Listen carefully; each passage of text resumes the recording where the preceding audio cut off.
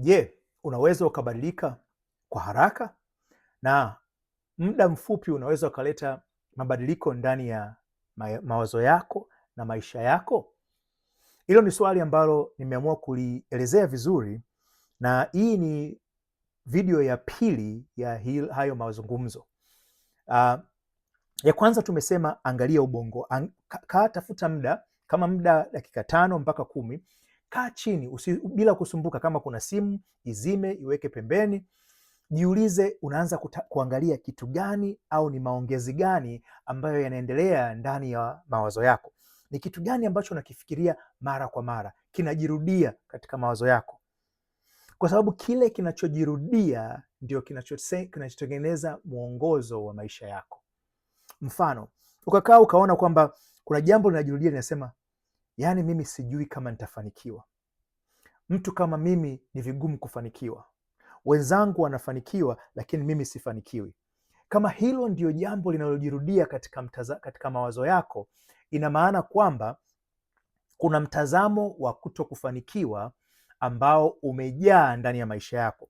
Hii haisemi kwamba mazingira sio sawasawa. Ndiyo, ni mazingira yako yanaweza yakasema kwamba wewe mafanikio yako ni vigumu, kwa sababu umeona umejaribu hapo, umejaribu pale, ukashindwa.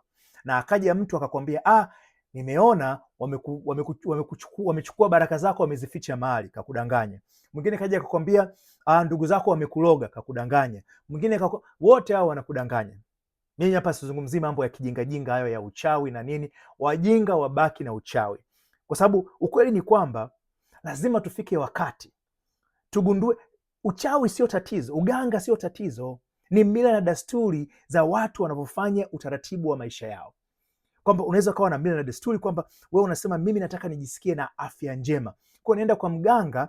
Mganga hakugangui, bali anakuamshia ule unachokitaka, kile kilicho ndani yako.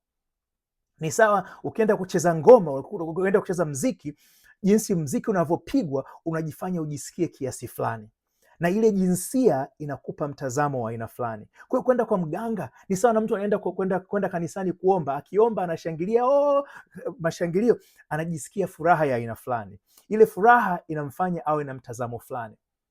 Lakini pale unapoambiwa kwamba ndugu yako kakuibia baraka zako, ndio unaposema ni ujinga. Kwa hiyo usichanganye kwamba najisemea tu.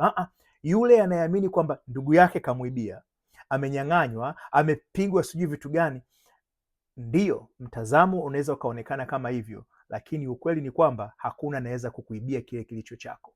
Nitaendelea kulizungumzia hili swala vizuri katika video nyingine.